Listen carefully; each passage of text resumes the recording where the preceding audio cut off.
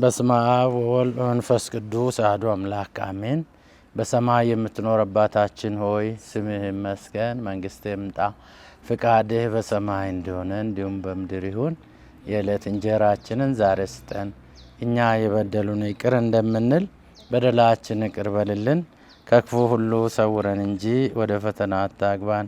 መንግስት ኃይልና ምስጋና ለዘላለም ያንተ ነው። ጸጋ የሞላሽ ማርያም ሆይ ሰላም ላንቺ ይሁን፣ እግዚአብሔር ካንቺ ጋር ነው። ሴቶች ሁሉ የተባረክሽ ነሽ፣ የሆድሽም ፍሬ ኢየሱስ የተባረከ ነው። ቅድስት ማርያም የአምላክ እናት ለእኛ ለኃጢአተኞች አሁንም በሞታችን ጊዜ ለምኝልን። ለአብና ለወልድ ለመንፈስ ቅዱስ ምስጋና ይሁን አሁንም ዘወትርም ለዘላለም አሜን። የተወደዳችሁ ልጆቻችን እንኳን ደህና መጣችሁ። ጎበዞች፣ ዛሬ የምንማረው ትምህርት ስለ መለኮታዊ ጥበቃ ይሆናል። እግዚአብሔር የሰውን ልጆችና ፍጥረታትን እንዴት እንደሚጠብቅ፣ እንዴት እንደሚንከባከብ፣ ለእያንዳንዱ ፍጡር፣ ለእያንዳንዱ የእግዚአብሔር ስራ፣ ለእግዚአብሔር ፍጥረታት እግዚአብሔር እንዴት እንደሚጠነቀቅልን የምንማርበት ነው። ስለዚህ በዚህ ዙሪያ ከማቴዎስ ወንጌል ምዕራፍ 6 ከቁጥር 25 እናነብና በዛ ላይ ትምህርት እንሰጣለን። እሺ፣ የማቴዎስ ወንጌል ምዕራፍ 6 ቁጥር 25 ጀምሮ ስለ ኑሮ መጨነቅ አይገባም ይላል ወንጌሉ። ስለዚህ እንዲህ እላችኋለሁ፣ ምን እንበላለን፣ ምን እንጠጣለን፣ ምንስ እንለብሳለን በማለት ስለ ኑሯችሁ አትጨነቁ። ከምግብ ሕይወት ከልብስም ሰውነት አይበልጥምን? እስቲ በሰማይ የሚበሩ ወፎችን ተመልከቱ። እነርሱ አይዘሩም፣ አያጭዱም፣ በጎተራም አይከቱም፣ ነገር ግን የሰማዩ አባታችሁ ይመግባቸዋል። ታዲያ እናንተ ከወፎች እጅግ ትበልጡ የለምን? ለመሆኑ ከእናንተ በማሰብና በመጨነቅ በዕድሜ ላይ አንድ ቀን እንኳን መጨመር የሚችል ማን ነው? ደግሞ ስለ ልብስ ለምን ትጨነቃላችሁ? የዱር አበቦች እንዴት እንደሚያድጉ እስቲ ተመልከቱ። እነርሱ በስራ አይደክሙም፣ አይፈትሉም። ነገር ግን ሰለሞን እንኳን በዚያ ሁሉ ክብሩ ከእነርሱ እንደ አንዲቱ እንዲህ ያጌጠ ልብስ አልለበሰም እላችኋለሁ። ታዲያ ዛሬ ታይቶ ነገ በእሳት ውስጥ የሚጣለውን የሜዳ ሳር እግዚአብሔር እንዲህ አስጊጦ የሚያለብስ ከሆነ እናንተ እምነት የጎደላችሁ እናንተንማ እንዴት አብልጦ አያለብሳችሁም? የእግዚአብሔር ቃል ነው። ለእግዚአብሔር ምስጋና ይሁን። ቅድም በመግቢያ ላይ እንደተናገርኩኝ የዛሬ የመጀመሪያው የትምህርት ርዕሳችን ስለ መለኮታዊ ጥበቃ። መለኮታዊ ጥበቃ ስንል መለኮት የምንለው እግዚአብሔርን ነው። የእግዚአብሔር ጥበቃ ገባችሁ? የእግዚአብሔር ጥበቃ እግዚአብሔር በምን ይጠብቃል? በምን ይንከባከባል? ምን ያደርግልናል? የሚሉ ነገሮችን እናያለን። ስለዚህ እግዚአብሔር ምንድን ነው ለእኛ የሚያደርግልና በምንድን ነው የሚጠብቀን ስንል እግዚአብሔር ለምሳሌ ለእያንዳንዱ ለእኛ ብቻ አይደለም ለፍጥረታት በሙሉ የሚያስፈልጋቸውን ይሰጣቸዋል። ገባችሁ? የሚያስፈልጋቸውን ለምሳሌ ለአሳዎች በባህር ውስጥ የሚበሉትን ነገሮች ይሰጣቸዋል። ይህን መለኮታዊ ጥበቃ፣ የእግዚአብሔር ጥበቃ። ገባችሁ? አዎ። እንደገና ደግሞ ለቅጠላ ቅጠል፣ ለእንስሳት፣ ለዛፎች፣ ለሰው ልጅ፣ ለአራዊት፣ ለእንስሳት ሁሉ እንደየ አስፈላጊነቱ የሚያስፈልጋቸውን ይሰጣቸዋል። ገባን? አዎ። ለምሳሌ ሳር ለሚበሉ እንስሳት ሳርን ያዘጋጅላቸዋል። ቅጠላ ቅጠል የሚበሉ እንስሳት ታውቃላችሁ አይደል? ምን ምንድናቸው ቅጠላ ቅጠል የሚበሉ? ፍየል አለ፣ በግ አለ፣ አህያም አለ። ቅጠላ ቅጠል የሚበሉ አው ሳርም አው ከቅጠል ነው የሚቆጠረው። ፍየል ቅጠል ነው ይበላ ትክክል። አሁን የሜዳ ዘብራ የሚባል እንስሳ አለ አይደል? የሜዳ አህያ የሚባሉ አሉ። ስለዚህ ቅጠላ ቅጠል ለሚበሉ ቅጠላ ቅጠል ያዘጋጅላቸዋል። ሳር ለሚበሉ ሳርን ያዘጋጃል። እንደገና ደግሞ ስጋ ለሚበሉ ደግሞ ስጋ እንዲበሉ ያዘጋጃል። አሞራዎች ለምሳሌ ስጋ ነው አይደል የሚበሉ? ስለዚህ ከሞቱ ነገሮች ከተለያዩ ነገሮች ስጋ እንዲበሉ እግዚአብሔር ያዘጋጃል። እንደገና ለሰው ልጅ ደግሞ የሰው ልጅ ምንድን ነው የሚበላ? ቅጠላ ቅጠል ይበላል አይደል? እንደገና ደግሞ ስር ይበላል። እንደ ቀይ ስር አሉት እንደ ድንች አሉት አይደል? ፍራፍሬ ይበላል አይደል? የተለያዩ ፍራፍሬ አይነቶች አሉ አይደል? ሙዝ ጣዕም ለብቻ ነው። ማንጎ ለብቻ ነው። የብርቱካን ጣዕም ለብቻ ነው አይደል? እያንዳንዱ የራሱ ጣዕም አለው አይደል? ፓፓያ ለብቻ ነው።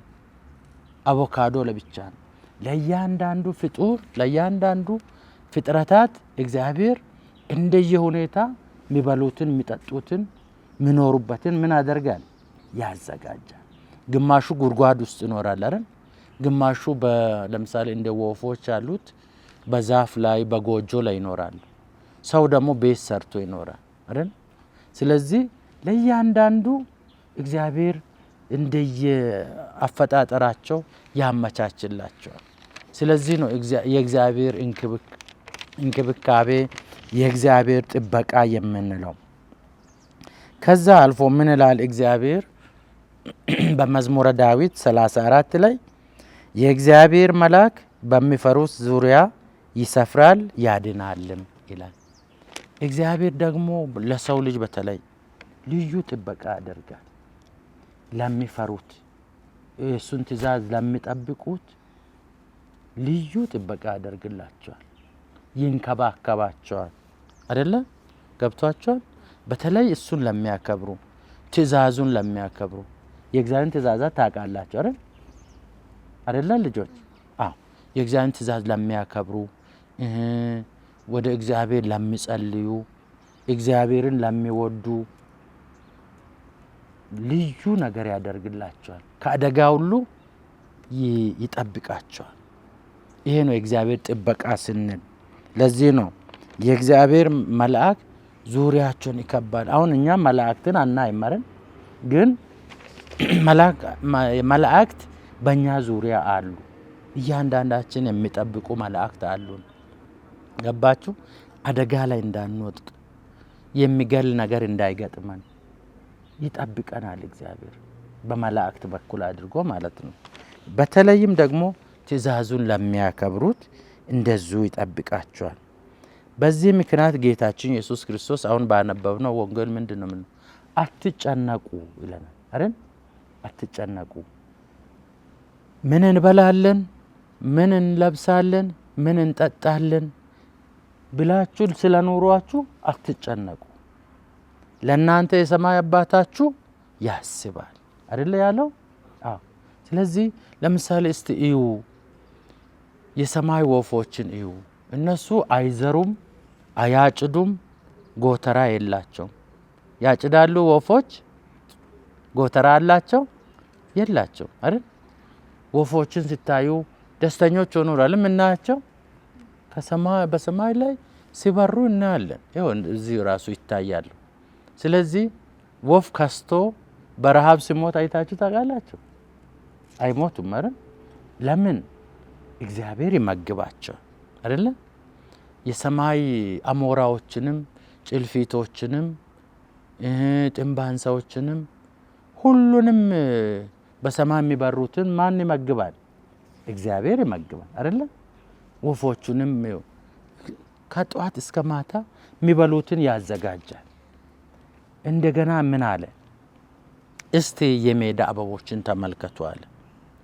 የሜዳ አበቦች እንደዚሁ አይፈትሉም፣ አይለፉም። እግዚአብሔር ግን ለእያንዳንዱ ውበት ሰጥቶ ከለር ሰጥቶ ያሳምራቸዋል አይደለ? የተለያዩ አበቦች አሉን አይደለ? ለምሳሌ ያሁን በፊታችሁ ያለው አበባ ደስ አይልም? እንደዚህ ያስጌጠው ማን ነው? አያችሁ እዛች ያለችው ልዩ አበባ ደግሞ ይዋት እዛች ቀይ የምትመስል አታምርም? በጣም አያችሁ የእግዚአብሔር ድንቅ ስራ። እነዚህንም አበቦች ይዋቸው እያንዳንዱን ይሄንን ከለር የሰጠ ማን ነው? እግዚአብሔር አይደለ? ይኸው ለዚህ ደግሞ ሌላ ከለር ይውላችሁ። እዚች ላይ ደግሞ ሌላ ከለር አለ አይደል? እችኛው ደግሞ ልዩ ነች። ሌሎች አበቦችም አሉ። ለእያንዳንዱ ውበት የሰጠው ማን ነው? እግዚአብሔር። ስለዚህ ምን ይላል? ዛሬ ታይቶ ነገ በእሳት የሚጣለው ወይ ደግሞ የሚደርቀውን አበባ እንኳን እግዚአብሔር እንዲህ ያስጌጣል። እናንተ እኮ ይላል ከነሱ እጅግ ትበልጣላችሁ ይለናል አይደል? ከወፎች እንበልጣለን አይደል? ለምን? እግዚአብሔር በአራያና በአምሳሉ ስለፈጠረን አይደለም? ስለዚህ እኛ ከወፎች ስለምንበልጥ እኛን የበለጠ ይንከባከበናል። በማን በኩል አድርጎ? በእናቶቻችን፣ በአባቶቻችን፣ በወላጆቻችን አድርጎ ምን ያደርጋል? ይንከባከበናል። እግዚአብሔር ጥሩ ስለሆነ ለኛ መልካም ስለሆነ ማንን አዘጋጀ? ወላጆቻችን አይደለም? ለምሳሌ ትንንሾች ሳለን በምን አደግን? በእናት ጡት አይደል? ከእናት ጡት ወተት እንዲወጣ ያደረገው ማን ነው? እግዚአብሔር አይደል? በወተቱ እንድናድግ ያደረገው ማን ነው? እግዚአብሔር ነው። አየ ወላጆቻችን ደግሞ ለኛ እንዲለፉ እኛን እንዲመግቡ አደረገ። የእግዚአብሔር ጥበቃ ማለት እንዴ! እንደገና መምህራኖቻችን እንዲያስተምሩ ከነሱ በላይ ዕውቀት እንዲኖረን ደግሞ መምህራንን ሰጠን። እንደገና ደግሞ ቤተክርስቲያንን ሰጠን፣ ምስጢራትን ሰጠን አይደል? ይሄ ሁሉ የእግዚአብሔር ጥበቃና እንክብካቤ እኮ ነው። እግዚአብሔር ሰዎችን ተጠቅሞ እኛን የሚንከባከቡንን፣ የሚያሳድጉንን፣ የሚመግቡንን ምን አደረገ? አዘጋጀ ማለት አይደለ? እና እግዚአብሔር እንደዛ ነው። በመጽሐፍ ቅዱስ ደግሞ በተለያዩ ቦታዎች እግዚአብሔር ጥበቃ በተለይ እሱን ለሚያከብሩት እሱን ለሚፈሩት በተለያዩ አጋጣሚዎች ከአደጋ ሲሰውራቸው እናያለን። አንድ ቦታ ልጥቀስላችሁ። በመጽሐፍ ቅዱስ ውስጥ በኦሪት ዘፍጥረት ምዕራፍ 19 ላይ ምን እናገኛለን መሰላችሁ? ሰዶምና ጎሞራ የሚባል ከተማ ነበር። በዛሽ ከተማ የሚኖሩ ሰዎች ነበሩ።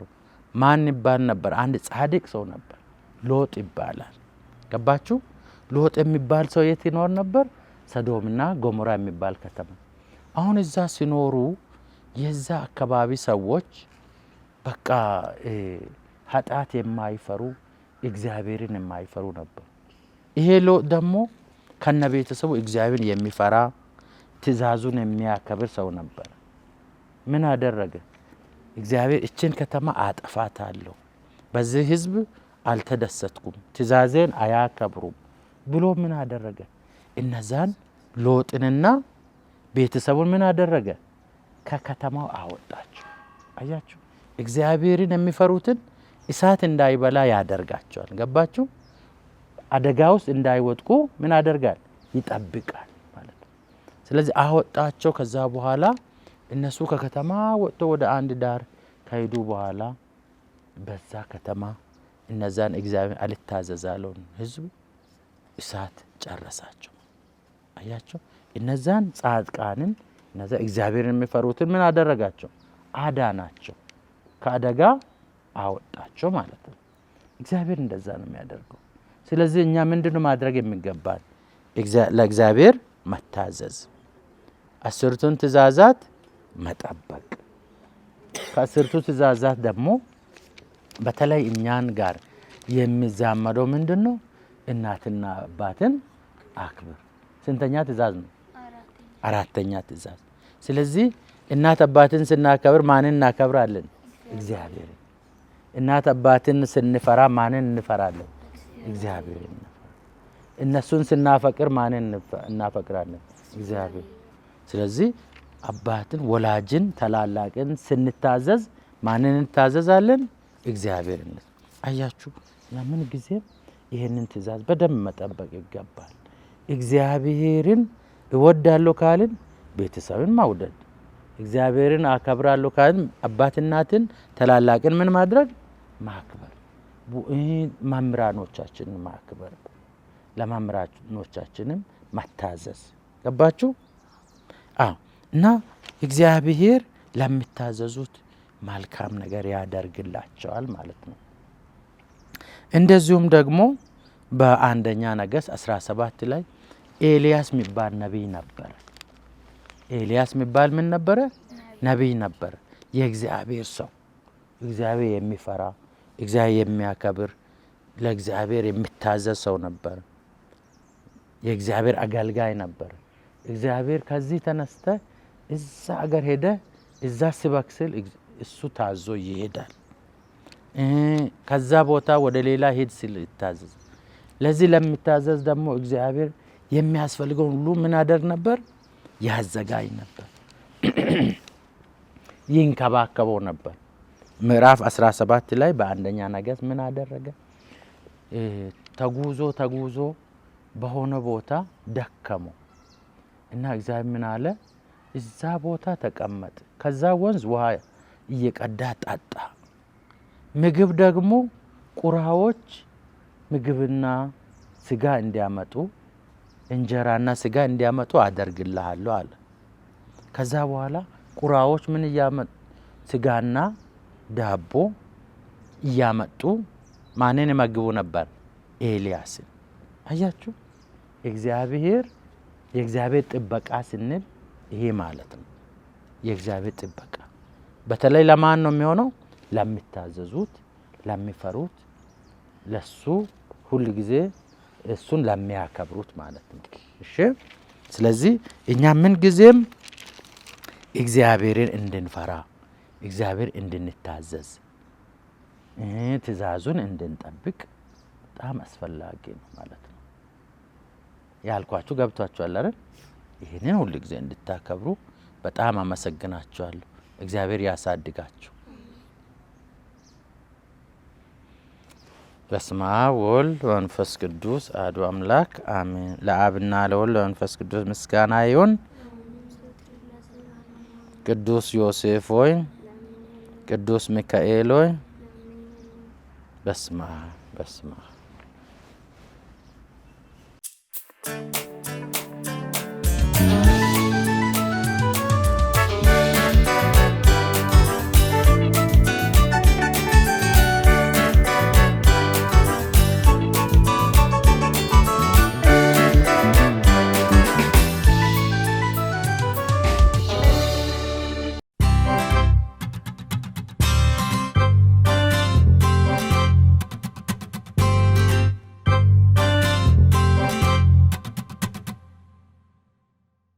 What a beautiful place. Yes. What a peaceful feeling. Thank you, Uncle Yash, for bringing us to this beautiful place. So nice to be here. I've already forgotten all my problems. Me too. Yes, indeed. Nature really reveals the love of God. So calming is the ambience here. Heavenly. How about telling us a parable, Uncle Yash? Good idea, John. Sorry to disturb you, Uncle Yash. Yes, I have heard you, and I'm going to continue on the theme of how we should completely trust God and His providence. This parable is about the birds of the air. It follows the parable of the rich fool, which I told you earlier.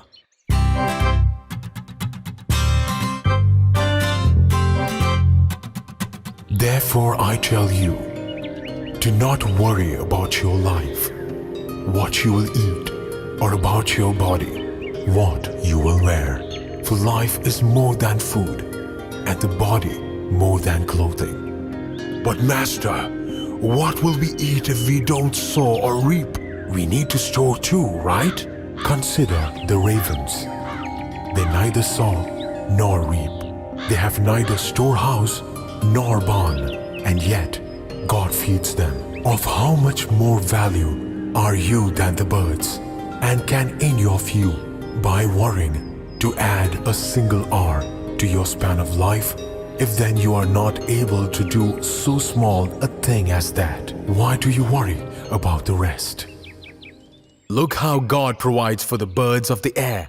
But doesn't God provide for all the birds of the air? Yes, of course, John. He does. Why then does Jesus specify a raven? Good, John. This is a good question because it will give you a deeper meaning of God's concern for us. Some Bibles name the bird as a crow. You see, a raven or crow are considered as birds of very little worth, and Jews consider them unclean birds. Wow! Now I understand, Uncle Yash. Jesus is trying to tell us that if God can care and provide for a bird, which is considered among the least, how much more will He provide for us? Very true.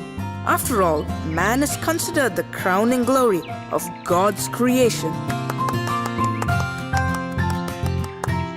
Wow, you amaze me, children. Thank you, Uncle Yash. You know how God has appointed seasons for seed time and harvest. We sow and we reap more than we saw, but yet the smallest problem shakes our faith. Can any of you remember worrying about what you are going to eat or drink or wear when you were, say, 2 years old? Or for that matter, 4 years old? No. No wonder Jesus stresses that. Truly, I tell you, unless you change and become like little children, you will never enter the kingdom of heaven. He means to say that we need to trust our Father in heaven, just the way we as little children trusted our parents to provide all that we needed. Uncle Yash, thank you for telling us this parable. We were really growing anxious about what is going to happen to us. Yes, Uncle Yash. I'm already feeling better now. I was worried about how we are going to leave Turkey, whether we find our parents or not. God bless you, Uncle Yash. Now I believe that God will unite us with our parents and that we will be welcomed into a new land. All glory to God, for God is good all the time. Come, children, I will show you how God has provided us with food for the day. Father, bless these gifts which you have provided for us from your bounty. Through Christ our Lord. Amen. Father, bless these gifts which you have provided for us from your bounty. Through Christ our Lord. Amen.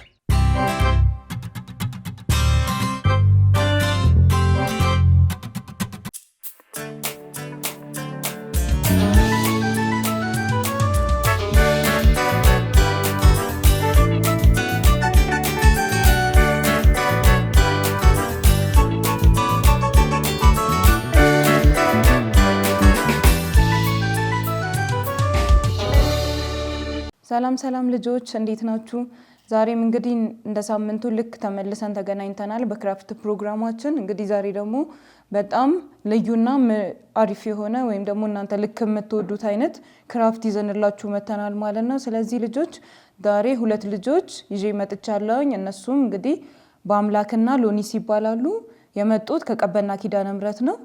እዚህ ዛሬ ጥሩ የሆነ ልክ እዚህ ጋር እንደምታዩት አይነት ይሄ ቆንጆ የሆነ ክራፍት ልክ እንደዚህ ሰርተን የምናሳያችሁ ይሆናል ማለት ነው። ስለዚህ ልጆች ዛሬ ዋናው ይሄንን ክራፍት እንድንሰራ ምክንያታችን የሆነው ልክ በመጽሐፍ ቅዱስ ላይ እንደተገለጸው ኢየሱስ 5000 ሰዎችን በ5 እንጀራና በ2 ዓሣ እንደመገበ በታሪክ ታውቃላችሁ አይደለ? ሰምታችሁ ታውቃላችሁ። ስለዚህ እኛም ዛሬ ደግሞ የምናደርገው ምንድነው እግዚአብሔር ወይም ደግሞ ኢየሱስ ምን ያህል መልካም አባት እንደሆነ ጥበበኛ ግሩም ፍቅር የሆነ አምላክ እንደሆነ የተአምራቱን ብዛት ወይ ደግሞ የተአምራቱን አድናቆት ልክ በዚህ መልኩ እኛም እየጻፍን እንሰራለን ማለት ነው። ስለዚህ ልጆች ይሄን ለመስራት የሚያስፈልገን ልክ እንደተለመደው ወረቀት ያስፈልገናል፣ ማጣበቂያ፣ መቀስ፣ እርሳስ እና እነዚህን የመሳሰሉ ማርከርም ለመጻፊያ እንጠቀምበታለን። እነዚህን የመሳሰሉ ነገሮች ተጠቅመን ይሄንን የሚያምር ደመናና እንዲሁም ደግሞ ቀስተ ደመና የሚመስል እንደምታዩት ደመና አለን። ከዛ በኋላ ደግሞ ላዩ ላይ የተለያዩ ከለር እያደረግን ቀስተ ደመና ምንሰራ ይሆናል ማለት ነው። ስለዚህ የኢየሱስን ግሩምነት መልካምነትና ጥበበኛነት በዚህ መልኩ እያደነቅን የምንሰራ ይሆናል ማለት ነው። ስለዚህ የስራችን መጀመሪያ የሚሆነው ልክ እናንተ የፈለጋችሁትን ከለር መጠቀም ትችላላችሁ። እኛ ግን ልክ እንደዚህ አይነት ደብዛዛ ሰማያዊ አይነት ከለር ተጠቅመን ወረቀታችንን እዚህ በጎን አድርገን እናስቀምጣለን ማለት ነው። ስለዚህ ልጆች ነጭ ወረቀት ብትጠቀሙ ለደመና ጥሩ ነው። ምክንያቱም ደመና ብዙ ጊዜ ስታዩት ነጭ ነው አይደለ?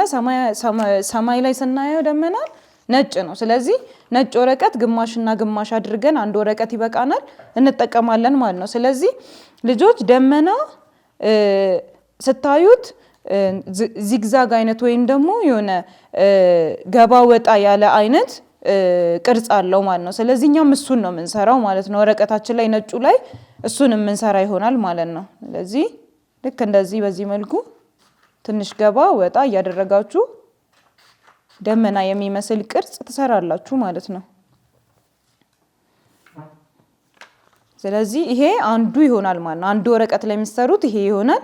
ከዛ ይሄንኑ ደግሞ ድጋሜ ሌላ ወረቀት ላይ ትደግሙታላችሁ።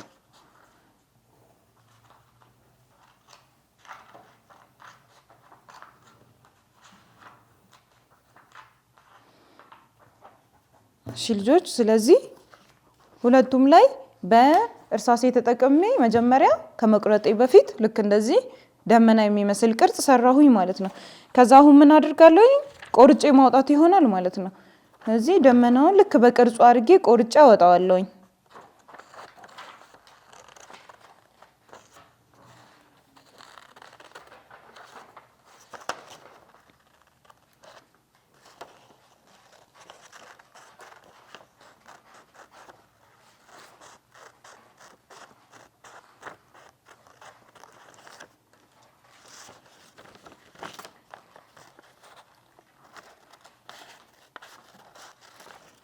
ስለዚህ የእርሳሳችንን ቅርጽ በመጠቀም ባለበት እየገባንና ወጣ ገባ እያልን ማለት ነው እያደረግን ማውጣት ይሆናል ማለት ነው።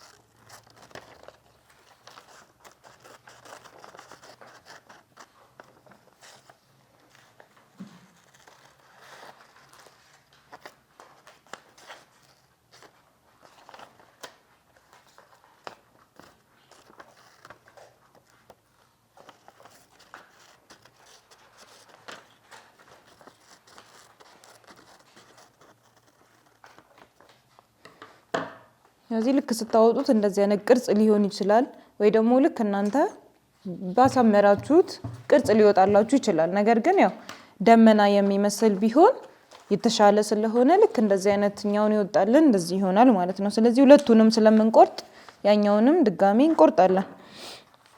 ስለዚህ እንዳይበላሽባችሁ ቀስ ብላችሁ በቅርጹ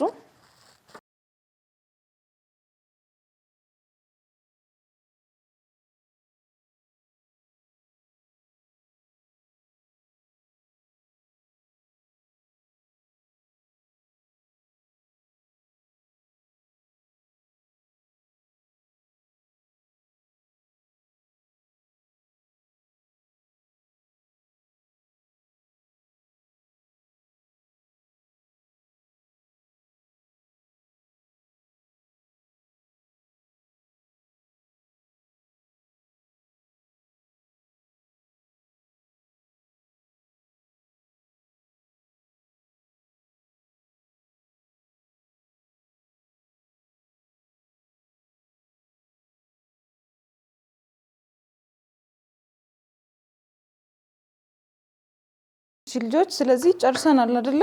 ስለጨረሰን እስቲ ለልጆች እናሳያቸው መጨረሻው እንዴት እንደሚሆን። ስለዚህ ደመናችን እንደዚህ ይሄንን ይመስላል። የደመና ቅርጽ ልክ እንደዚህ ሶስታችንም ግን በተለያየ አይነት አውጥተን ጨርሰናል ማለት ነው። እዚህ አሁን ልጆች ምን እንደምታደርጉት ይሄንን ደመና እዚህ ወረቀታችን ላይ መለጠፍ ይሆናል ማለት ነው። ልክ ቅድም እንዳልኳችሁ በሳልንበት ወይ ደግሞ በማያምረው ቦታ ሳይሆን በሚያምረው ቦታ ነው የምንለጥፈው። ስለዚህ እርሳሳችን ባለበት ቦታ እንቀባለን ማለት ነው። ማጣበቂያችንን እንቀባለን። ስለዚህ በአንደኛው ጎን ማጣበቅ ማለት ነው። ከቀባን በኋላ በአንዱ ጎን ማጣበቅ።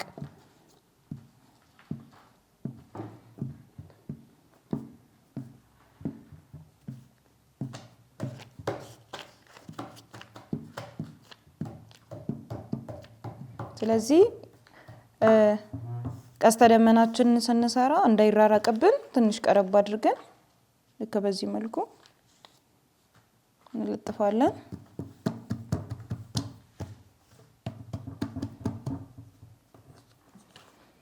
ከዛ ሁለተኛውንም በተመሳሳይ መልኩ በዚህኛው በኩል ነው እሱን ደግሞ የምንለጥፍ የሚሆነው ማለት ነው።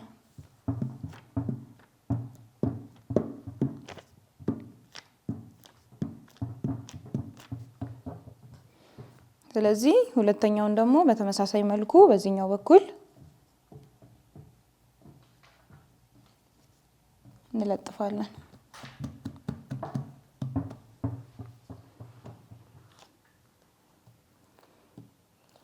እሺ ልጆች ስትቀቡ ጥንቃቄ ማድረግ አለባችሁ፣ ምክንያቱም ሊቀደድባችሁ ይችላል። ወረቀታችሁ ያዝ አድርጋችሁ ጉልበት ሳትጠቀሙ መለጠፍ ይጠበቅባችኋል።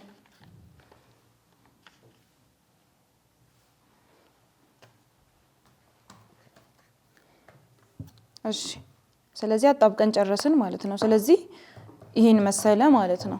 እስካሁን የደረስንበት ይሄንን ይመስላል ማለት ነው። ስለዚህ ደመናችንን አጣበቅን። አሁን ደግሞ የሚቀረን ምንድነው ማለት ነው? አሁን የሚቀረን መጀመሪያ ይሄ እነዚህን ቀጫጭኖቹን ወይም ደግሞ ቀስተ ደመና አድርገን ምንሰራውን ከማጣበቃችን በፊት መጀመሪያ ማርከር በመጠቀም ምን እንላለን? በጎንና በጎን ኢየሱስ ኢየሱስ ብለን እንጽፋለን። ሁለቱም ደመናችን ላይ ኢየሱስ ኢየሱስ የሚል ጽሑፍ እንጽፋለን ማለት ነው በማርከር ተጠቅመን። ስለዚህ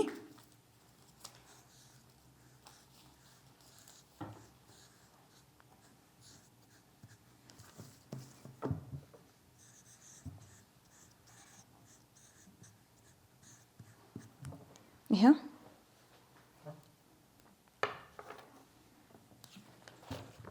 ልክ እንደዚህ በሁለቱም መልኩ በሁለቱም ቦታ ወይም ደግሞ በሁለቱም ጋር እንደዚህ ብለን እንጽፋለን።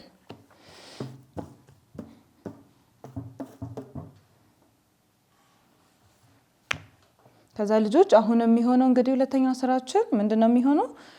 እዚህ ጋር ወረቀቶችን ቀጫጭን አድርጎ መቁረጥ ይሆናል ማለት ነው። ስለዚህ እኛ ኦሬዲ ቆርጠን ያዘጋጀናቸው አሉ። ነገር ግን ልጆች ቤታችሁ በምን መልኩ መቁረጥ አለባችሁ? ልክ እንደዚህ በምትፈልጉት እናንተ ተመጥኑና ልክ እንደዚህ ቀጭን አድርጋችሁ በእጃችሁ ካሰመራችሁ በኋላ ወይ ደግሞ በማስመሪያ ከለካችሁ በኋላ በደንብ እንደዚህ ታደርጉና ከዛ መቁረጥ ነው ማለት ነው። መቀስን በመጠቀም መቁረጥ ነው። እኛ ግን የተቆረጠ ስላለን እንጠቀማለን። እናንተ ግን በዚህ መልኩ ቆርጣችሁ ማዘጋጀት ትችላላችሁ ማለት ነው። ልክ እንደዚህ እየቆራረጣችሁ የተለያዩ ወረቀቶችን ማዘጋጀት ትችላላችሁ። ምክንያቱም ቀስተ ደመና ልክ እንደምታውቁት የተለያየ አይነት ከለር ነው አይደል ያለው። ስለዚህ እኛም እዚህ ጋር ያገኘናቸውን የተለያዩ አይነት ከለሮች ዛሬ ተጠቅመን ጥሩ የሆነ ቀስተ ደመና እንሰራለን ማለት ነው። ነገር ግን ቀስተ ደመና ከመስራታችን በፊት ቀስተ ደመናችን ላይ ምን ብለን እንጽፋለን? የመጀመሪያው ላይ እዚህ ጋር ኢየሱስ ኢየሱስ በግራና በቀኝ ስላለ ስለዚህኛ ደግሞ ለምሳሌ ኢየሱስ መልካም ነው ብለን መጻፍ እንችላለን። ማርከር መጠቀም እንችላለን። ማርከራችንን ተጠቅመን ማርከር በመጠቀም ኢየሱስ ስላለ እዚህ ጋር መልካም ነው መልካም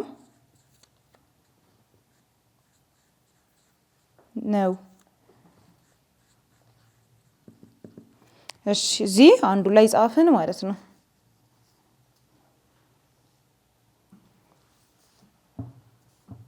እዚህ ወረቀታችንን እንዳያበላሽብን በጎን አስቀምጠን ጠረጴዛችን ላይ እንጽፋለን። እሺ አሁን ደግሞ ሁለተኛው እንትናችን ላይ ቀስተ ደመናችን ላይ ምን እንጽፋለን? ጥበበኛ ነው ብለን እንጽፋለን። ጥበበኛ ነው ጥበበኛ ነው ጥበበኛ ነው።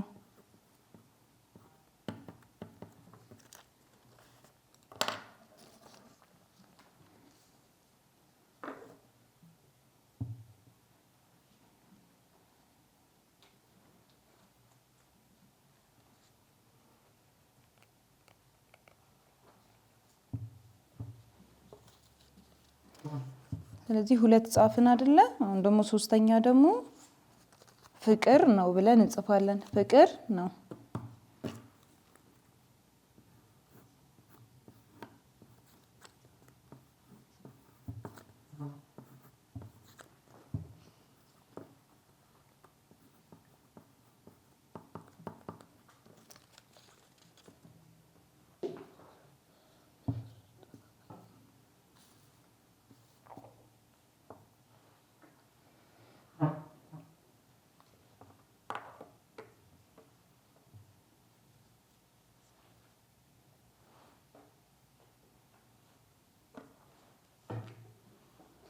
እሺ አሁን ደግሞ አራተኛ ደረስን አይደል? አራተኛ ላይ ደግሞ ይሄን ቀዩን እንጠቀምና ኃያል ነው።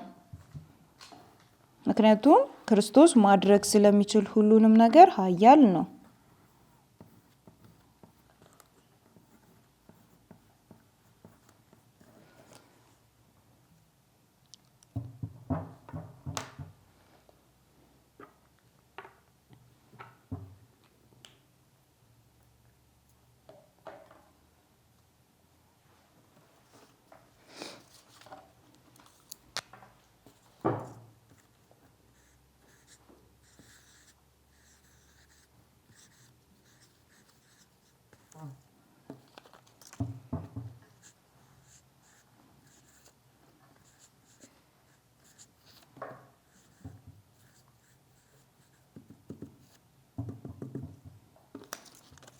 ስለዚህ ልጆች ከዚህም በላይ እናንተ ብዙ ነገር መጻፍ ትችላላችሁ። እኛ ግን እነዚህን አራቱን እንጽፍና ከዛ በኋላ ቀስተ ደመናችንን የሰራነው ወረቀት ላይ የምንለጥፍ ይሆናል ማለት ነው።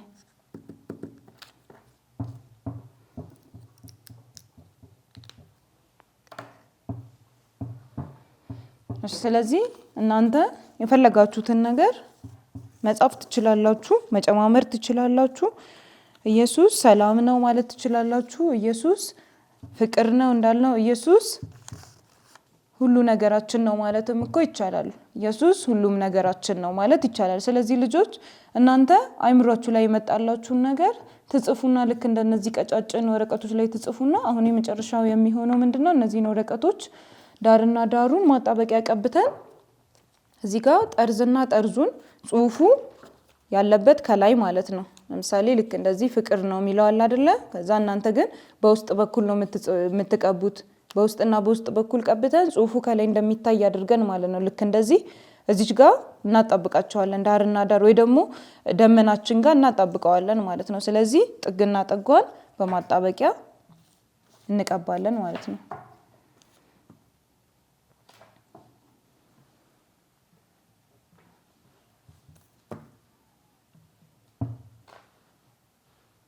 እሺ ስለዚህ ወረቀታችንን ጥጉን እያስነካን እንደዚህ ጥግና ጥጓን እያስነካን እዚች ጋር ማጣበቅ።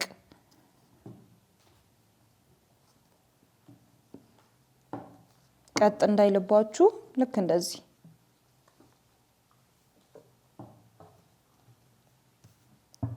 ስለዚህ ልክ በተመሳሳይ መልኩ ሁሉንም እንደዚህ እያደረግን ማጣበቅ ይሆናል ማለት ነው።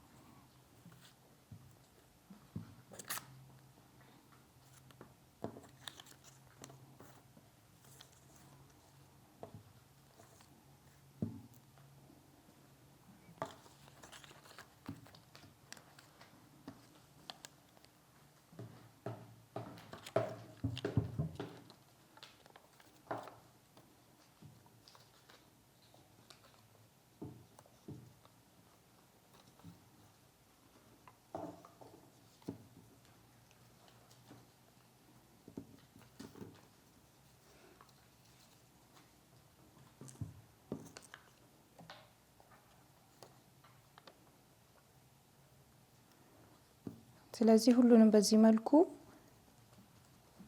ሁሉንም ከለሮቻችንን እንደዚህ ያደረግን ከለር ወረቀቶቻችንን እናጣብቃለን ማለት ነው። እናንተ ብዙ አይነት ወረቀት ብዙ አይነት ከለር ወረቀት ብትጠቀሙ ሞር በጣም የሚያምር ነው የሚሆነው ማለት ነው።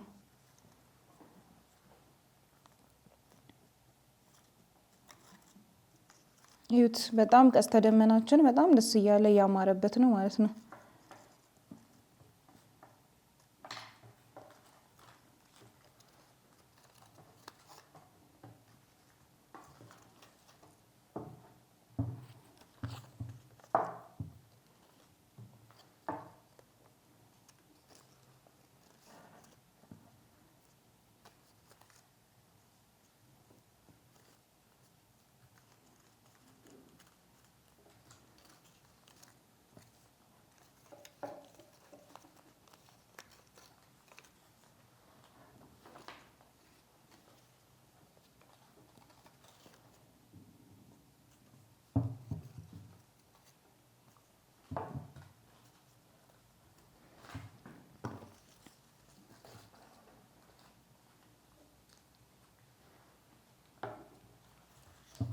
ስለዚህ ልጆች ልክ በዚህ መልኩ ጨርሰናል። እዩት እንዴት እንደሚያምር በጣም የሚያምር ስራ ነው። ስለዚህ ልክ ሰማይ ላይ ከዛ በኋላ ደግሞ ደመና ከዛ ደመናው ላይ ደግሞ ቀስተ ደመና እንዳለ አድርጋችሁ ልክ እንደዚህ በጣም በሚያምር ሁኔታ ነገር ግን ጥሩ የሆነ መልእክት የሚያስተላልፍ ሆኖ መስራት ትችላላችሁ ማለት ነው። ስለዚህ ልጆች እናንተም በህይወታችሁ በምትኖሩበት በትምህርት ቤት በቤታችሁ በቤተሰባችሁ የክርስቶስን መልካምነት ኃያልነት ቻይነት ጥበበኛነት ደግሞ ልክ እንደዚህ መመስከር ትችላላችሁ። ልጆች በይበልጥ ደግሞ ለጓደኞቻችሁ በትምህርት ቤት ልክ እንደዚህ በሚያምር ነገር የክርስቶስን ኃያልነት ጥበበኛነትና ሁሉን ቻይ መሆኑን ልክ በዚህ መልኩ ማሳየት ትችላላችሁ ማለት ነው። ስለዚህ ልጆች የዛሬው የክራፍት ፕሮግራማችን እንግዲህ በዚህ ጨርሰናል። እስከ ሳምንት እስከምንገናኝ ድረስ መልካም ሳምንት ይሁንላችሁ። ደህና ሁኑ።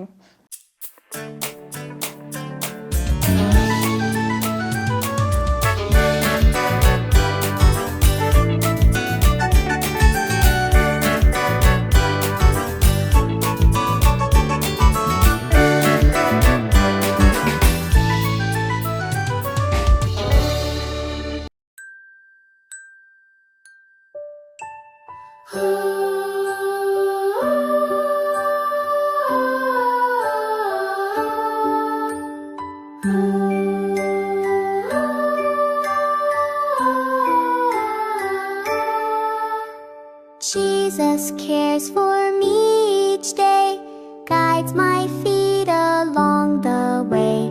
When I'm small, His love is strong, keeps me safe the whole day long. Yes, Jesus loves me. Yes, Jesus loves me. Yes, Jesus loves me. The Bible tells me so.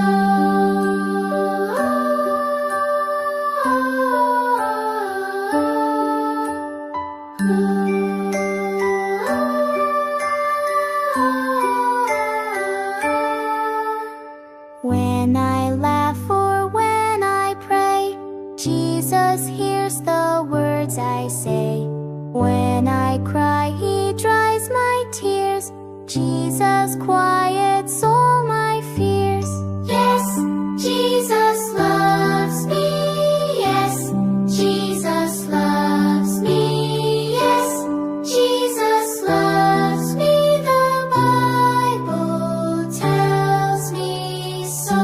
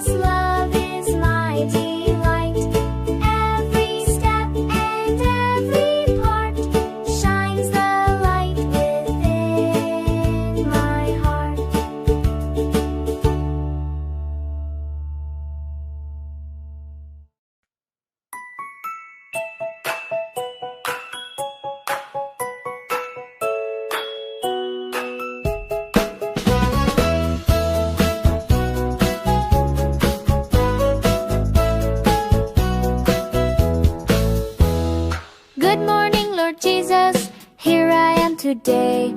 Thank you for the sunshine lighting up my way. Birds sing sweet and early, flowers greet the dew. Gentle is your kindness, making all things new. I start with thanks, I clap and sing. With you beside me, I am strong, my King. Good morning, Lord, I sing to you. You make my heart bright, fresh and new. Step after step, you're by my side. Your endless love will be my guide. You walked on water, calmed the sea. You healed the hurting tenderly. You fed the hungry with your care. Teach me to give and gladly share. I lift my hands with joy to say, please stay with me through every day. Good morning, Lord, I sing to you. You make my heart bright, fresh and new. Step after step, you're by my side. Your endless love will be my guide. Little hearts will laugh and sing. Jesus, you're our friend and King. Home and school and when we play, we will choose your loving way. Good morning, Lord, I sing to you. You make my heart bright, fresh and new. All through the day you're guiding me. Forever, Lord, with you I'll be. Good morning, Lord, I sing to you. You make my heart bright, fresh and new. Step after step, you're by my side. Your endless love will be my guide.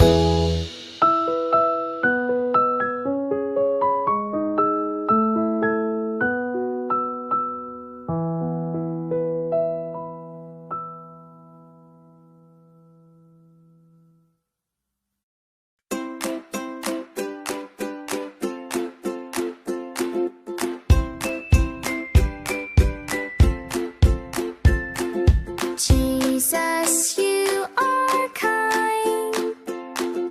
Hold my hand and guide. Please come live and stay in my heart today. Jesus, live in my heart, morning and night, never apart. Hey, I love you, Lord, I pray. Live in my heart today. When I feel so small, you make me stand tall. You're my light and song. With you I am strong. Jesus, live in my heart, morning and night, never apart. Hey, I love you, Lord, I pray. Live in my heart today. Jesus loves me. Please come live and stay. And I'm kidding. Jesus, live in my heart, morning and night, never apart. Hey, I love you, Lord, I pray. Live in my heart today.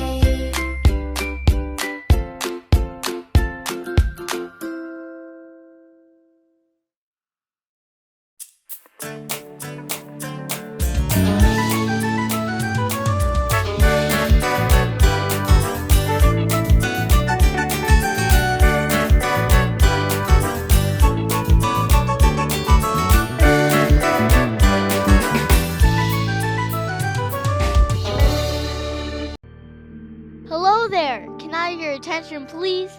Your attention, please. Yes, you watching this video. I have something wonderful for you. I present to you the Word of Life. Bible stories to help us love and live for unity. In the month of January, we remembered that Jesus came on earth to help us all live as one big family, where everyone loves one another and helps each other. This is the good news that Jesus announced to us. God has loved us since the beginning, even before we were born. Do you remember that God created everything in the universe for us? He has always been close to us, and He always forgives us. He even made a pact with people after they failed to keep His word. God wants us to be happy. He helps us start over again when we make mistakes or choose not to love. He always sees us as new people. Jesus showed us how much the Father loves us and makes everything new. His love is stronger than death. St. John describes to us in the Bible a message of hope. See, I am making all things new. By starting over to love, we are new people. Our acts of love, especially when we don't feel like loving, makes the world closer to God. Jeanette and Anne are two sisters who live in Switzerland. One day, after school, Jeanette had a fight with Anne and told her, "Get out of my room!" Anne had taken some of Jeanette's toys to play with and, once again, had broken one. The next day, Jeanette went to school, but she was sad and asked Jesus, "Help me make peace with Anne when I get home." As soon as she got there, she took out a nice game, called Anne, and said, "Do you want to play together?" Anne was very happy. It was so nice to play together. Jeanette had to do her homework, but she prepared a few toys and told Anne, "You can choose one to play with." Anne gave her a big hug. Jeanette thanked Jesus for helping her start over again. By starting over to love, we are new people. Let's remember to do many acts of love. Until next time, my friends. Bye!